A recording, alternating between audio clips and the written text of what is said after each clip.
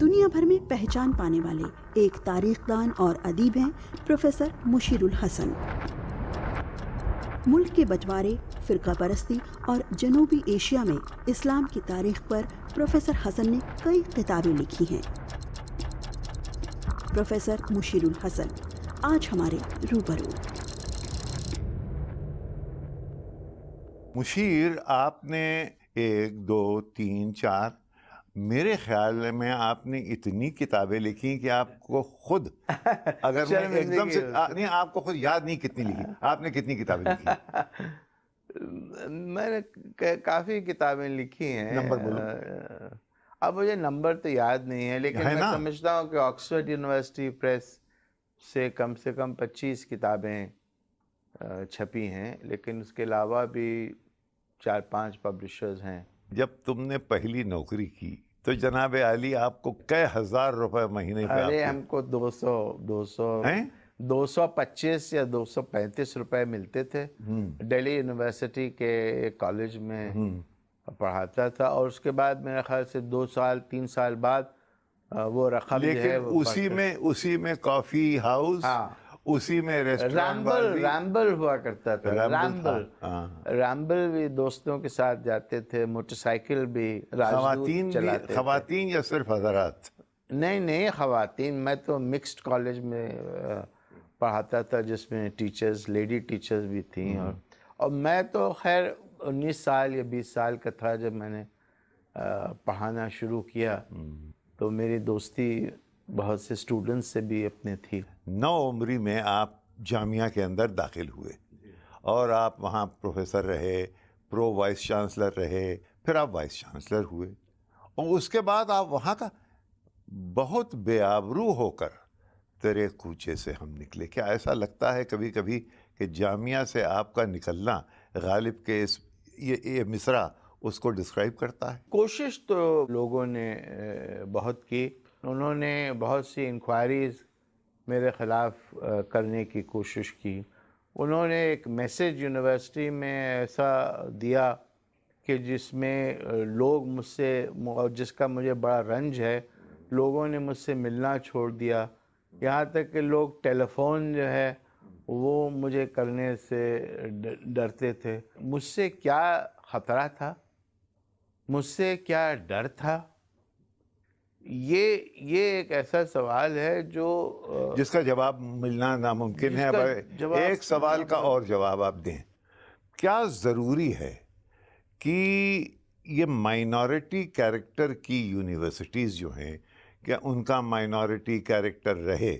اس کی کیا ہندوستان میں ضرورت ہے؟ کیونکہ وہ مس انڈرسٹینڈ بھی کی جا سکتی ہیں۔ جامعہ میں مائنورٹی کیریکٹر آیا، اس مائنورٹی کیریکٹر سے کوئی فائدہ تو ہوا نہیں۔ یہ اگر آپ عام لوگوں سے جامعہ میں پوچھیں تو وہ یہی جواب دیں گے۔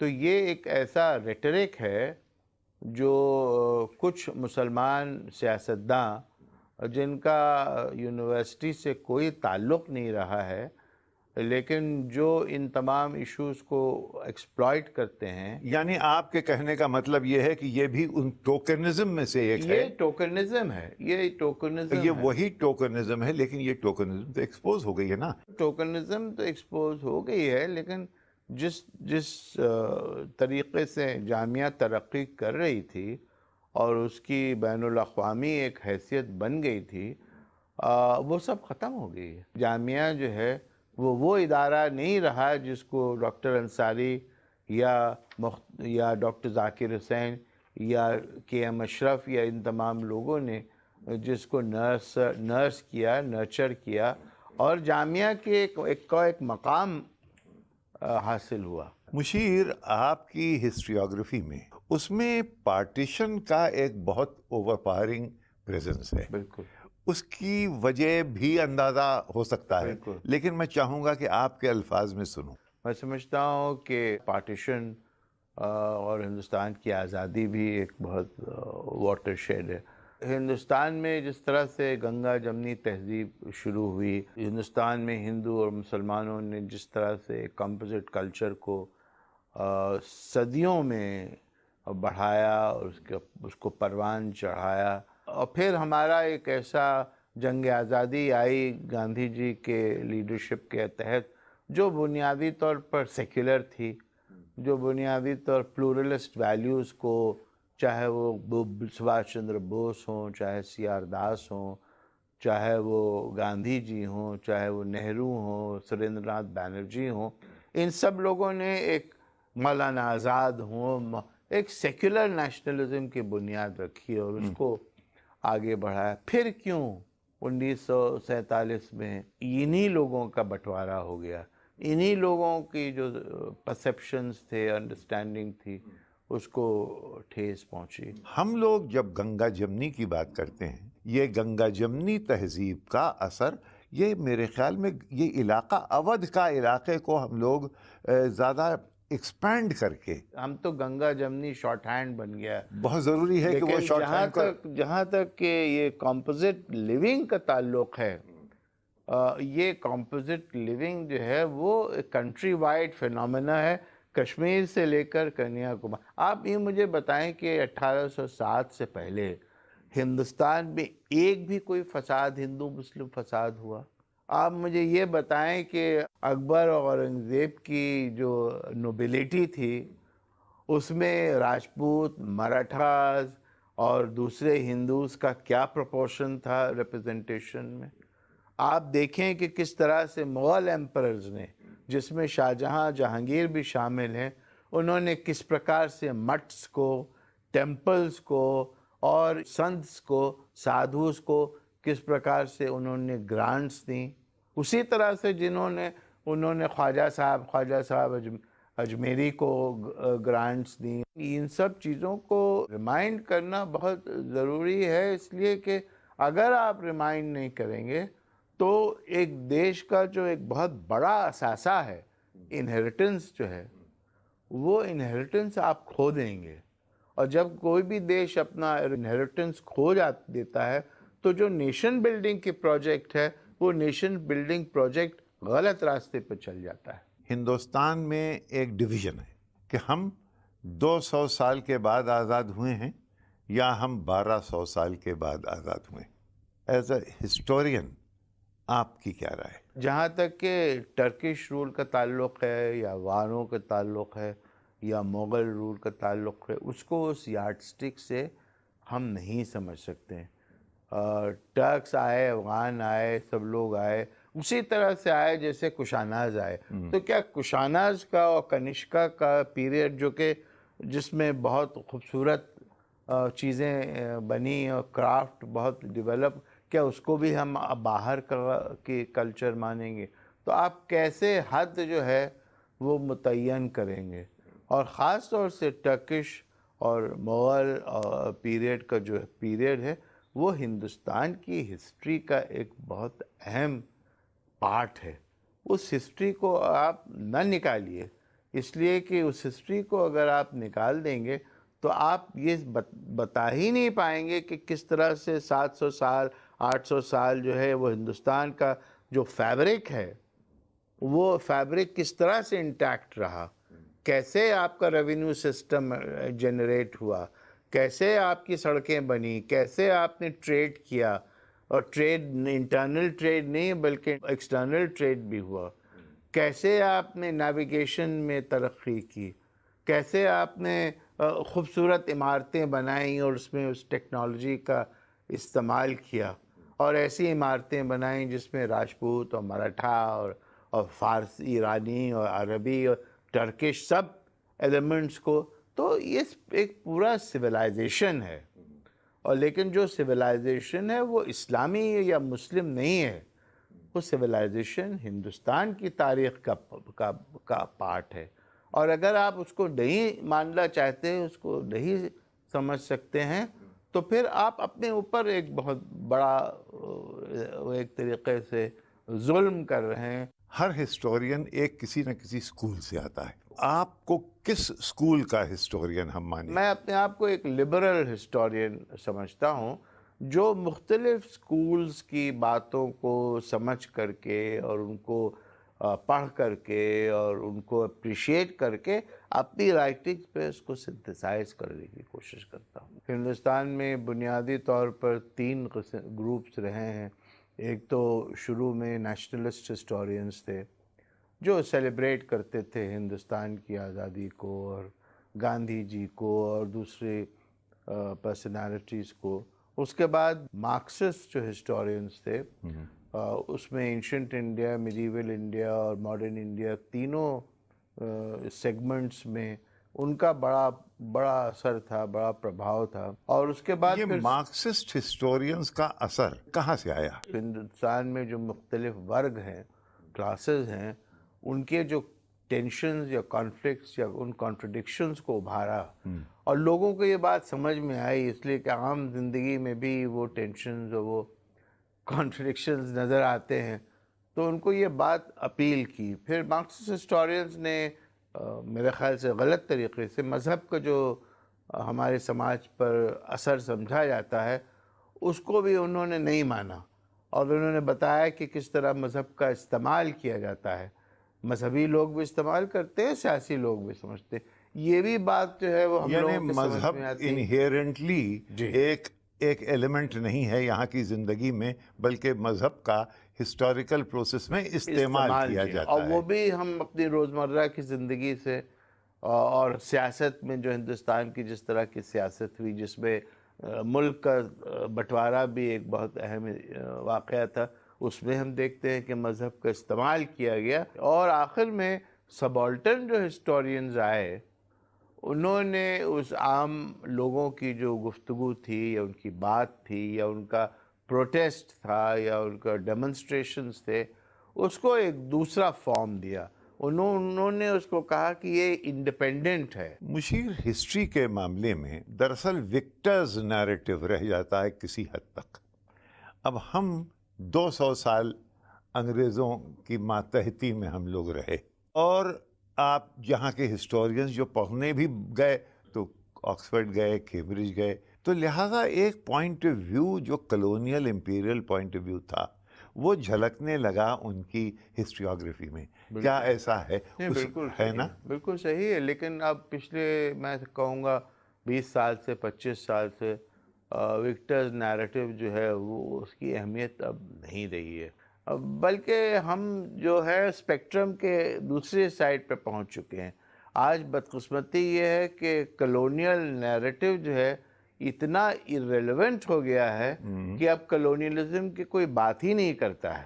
اس قسم کی کانشسنس کو اگر آپ ختم کر دیں گے تو جو کلونیلزم کا بروٹلائزنگ ایکسپیرینس تھا اور ایکسپلائٹیٹیو ایکسپیرینس تھا، اس کو پڑھنے کی، اس کو لوگوں کو ریمائنڈ کرنے کی بہت سخت ضرورت ہے. کچھ ہسٹورینز ایسے بھی ہیں جن کو کہ الٹرا نیشنلسٹ کہیے. ان کا جو امیجنیشن ہے، ہسٹوریکل امیجنیشن، وہ جاتا ہے ریکارڈڈ ہسٹری سے پہلے.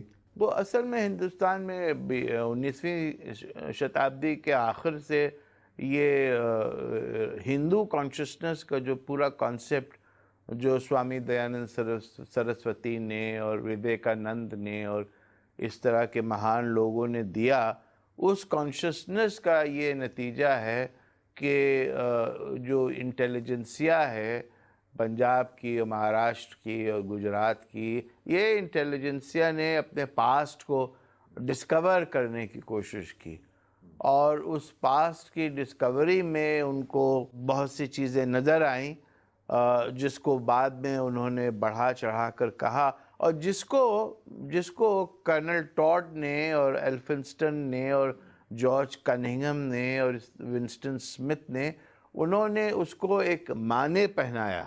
تو راجپوت شیولری کی بات ہوئی اور مراٹھاز کی خاص بریوری، گیلنٹری کی بات، یہ ایسے متس تھے.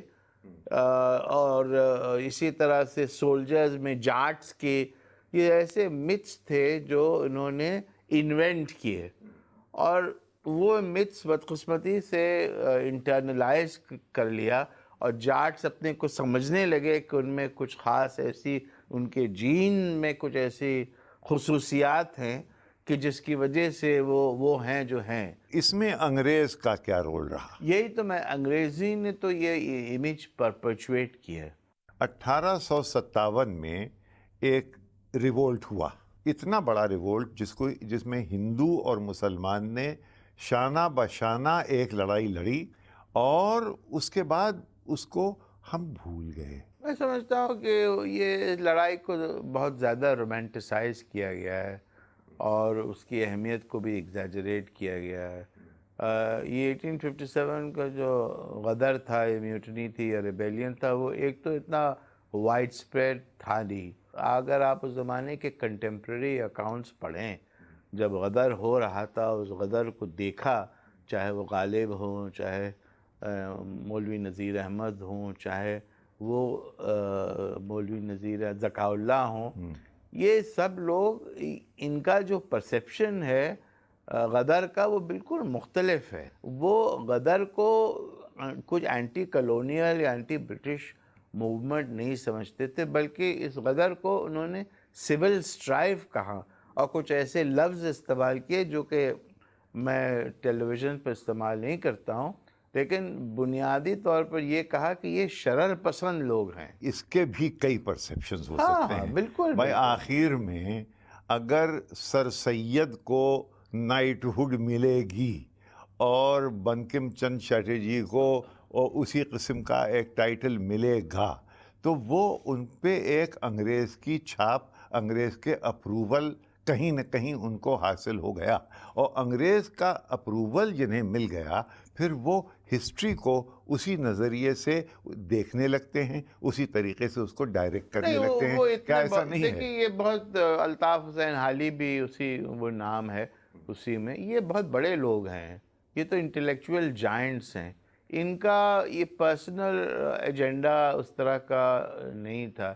انہوں نے بنیادی طور پر ایک بدلے ہوئے نظام کو دیکھا، انہوں نے اس چینج کو ویلکم کیا، اس ٹرانسفارمیشن کو ویلکم کیا، اور اسی لیے انہوں نے یہ سمجھا کہ کہ یہ انگریز کا آنا بہتر ہے. بہتر ہے. اور یہ جو ایلیمنٹس ہیں، آپ کیا سمجھتے ہیں؟ میں ان کی انڈرسٹینڈنگ سے بہت حد تک اتفاق کرتا ہوں. ہندوستان کے مسلمان کا سب سے بڑا، کیا یہ اس کی پرابلم نہیں ہے کہ انٹلیکچول ایلیٹ جو ایک زمانے میں اس کا سرمایہ تھی وہ اب ختم ہو گئی ہے؟ ہاں بالکل، انٹلیکچوئل ایلیٹ تو اب تقریباً نہ ہونے کے برابر ہے. ایسا کیوں ہوا؟ پارٹیشن کا ایک بہت بڑا جو نقصان ہوا ہے وہ یہی ہوا ہے کہ جو یو پی اور بہار میں خاص طور سے جو پروفیشنل ایلیٹس تھے وہ پاکستان چلے گئے، اور یہاں جو ہے وہ کچھ نہ بچا. جہاں پارٹیشن کا اثر کم تھا، جیسے کیرلا میں، جیسے کرناٹکا میں، اور چاہے کچھ حد تک گجرات میں، مہاراشٹر میں، تو یہاں ایک ایلیٹ ہے، چاہے وہ چھوٹی موٹی صحیح ہے. اور وہ ایلیٹ جو ہے وہ کلچرلی بھی انٹیگریٹڈ ہے اس علاقے سے، اور وہاں کی زبان سے، اور وہاں کے رہن سہن سے. جو اصل مسئلہ ہے وہ مسئلہ یو پی اور بہار کا ہے، جہاں مسلمانوں کی، اور بہت حد تک بنگال کا، جہاں مسلمانوں کی بہت بڑی آبادی ہے. بنگال کا مسلمان ملا کی گرفت میں نہیں ہے. بنگال میں تو ملاؤں کا اثر بہت زبردست رہا، اور اسلامائزیشن کا جو پورا پروسیس بنگال میں ہوا، ایسٹ میں خاص طور سے، اس میں ملاؤں کا بہت بڑا رول رہا. کلرجی کا تو ہندوستان میں کہ مسلمانوں پر اثر جو ہے وہ 19ویں صدی کے آخر سے ہی ہے، بلکہ جب سے ہے، جب دارالعلوم دیوبند بنا اور لکھنؤ میں ندوۃ العلماء بنا، اور اس کی شاخیں جو ہیں پورے ہندوستان میں پھیل گئیں. تو اور یہ تمام لوگوں نے سیاست میں پورا حصہ لیا. خلافت کی پوری تحریک ہوئی جو کہ اتنی بھیانک تحریک تھی. پاکستان کی پوری ایک تحریک تھی، اس تحریک میں دیوبندی اور بریلوی اور یہ تمام لوگ شامل تھے. اور جو بھی موبلائزیشن ہوا پارٹیشن کے خلاف یا پارٹیشن کے فیور میں، وہ موبلائزیشن ملاؤں نے کیا گاؤں میں اور چھوٹے چھوٹے قصبات میں، اور قصبات کا پورا سٹرکچر کولیپس کر گیا ملاؤں کے انٹرونشن سے. آپ یہ کہہ رہے ہیں کہ آپ صاحب ان کی گرفت سے بچ نہیں سکتے. آپ یہ بھی نہیں کہنا چاہتے ہیں وہ اینٹی ماڈرن ایلیمنٹ ہے؟ میں سمجھتا ہوں کہ ان میں بہت سے سٹل ان کے انفلوئنسز ہیں اور میرے خیال سے ان کا ایک اہم مشیر رول ہے. وہ تھنکنگ جو کہ تصوف سے ہندوستان میں آئی، وہ تھنکنگ جس سے کہ میر و غالب اور اقبال اور فیض اور جوش اور فراق اور یہ مجاز اور ترقی پسند، یہ تھنکنگ جو تھے، بھئی یہ بھی تو مسلمانی ہے نا، ان کے بڑے اثرات رہے ہیں. ان میں لبرل تھنکنگ بھی ہے، ان میں تو یہ اینٹی جو کالونیل تھنکنگ بھی تھی. کہاں اور پورا پارٹیشن کی مخالفت حسین احمد دیوبندی اور دیوبند کے زیادہ تر لوگوں نے، سوائے اشرف علی تھانوی اور شبیر احمد عثمانی کے، سب نے پارٹیشن کی بہت مخالفت کی. اور 1947 کے بعد حسین احمد مدنی اور مولوی کفایت اللہ اور تمام لوگوں نے ایک بڑا پازیٹیو رول ادا کیا انڈین نیشنلزم کو اور اسلامزم کو ریکنسائل کرنے کی. اور جماعت العلماء اور جماعت اسلامی دونوں ایسی جماعتیں تھیں جنہوں نے ایک نیا راستہ مسلمانوں کو دکھایا پارٹیشن کے بعد. 180 ملین مسلمان اس ملک میں رہتا ہے، ٹھیک ہے، اس کو کون سی دشا، کون سا رخ، کون سی لیڈرشپ انہوں نے دی ہے جس کی وجہ سے اس کو یہ فائدے ہوئے ہیں؟ میں یہ سمجھتا ہوں، میں اس کو دوسری طرح سے جواب دوں کہ یہ مسلمان، ایک عام مسلمان جو ایک پرسو اپنا کرنا چاہتا ہے، چاہے وہ ٹریڈ کرنا چاہتا ہے، بزنس کرنا چاہتا ہے، یا یونیورسٹی میں تعلیم حاصل کرنا چاہتا ہے، سوال یہ ہے کہ کیا ان جماعتوں نے دے ہیو بین امپیڈمنٹس، کیا انہوں نے مسلمانوں کی مٹیریل پروگریس یا انٹلیکچول پروگریس کو روکنے کی کوشش کی ہے؟ اس کا جواب میرا یہ ہے کہ نہیں کی ہے. مشیر اگر یہ بیکورڈ نہ ہوتے تو ان مولوی صاحبان کا وہ اثر ان کے اوپر نہ ہوتا، وہ ان کی چنگل سے اب تک نکل چکے ہوتے. اب وہ دیکھیں، میں نہیں سمجھتا ہوں کہ چنگل سے نکلنے سے کیا معنی. اگر یہ جماعتیں مسلمانوں میں اسلام کی اور اسلام کی پازیٹیو ویلیوز کی کانشسنس پرووائڈ کر رہے ہیں، مذہبی دینیاتی کام یقیناً کریں، وہ تو بہت ضروری بھی ہے. لیکن پولیٹیکل سیاسی میدان میں جب مسلمان اترے گا تو ایک سوال اٹھتا ہے صاحب کہ ہندوستان میں لبرل مسلم لیڈرشپ کی کمی ہے. اگر مولانا آزاد لیڈر تھے، وہ نیشنل لیڈر تھے اور مسلمان بھی ان کا ساتھ دیتے تھے. نہیں، وہ تو ٹھیک ہے، لبرل مسلم جو ہیں وہ رہے ہیں ہر طرح کی جماعتوں کے ساتھ، چاہے وہ بنگال میں سی پی ایم کا پورا، آپ جانتے ہیں، ایک بہت بڑی کنسٹیٹوئنسی لبرل مسلمز کی تھی.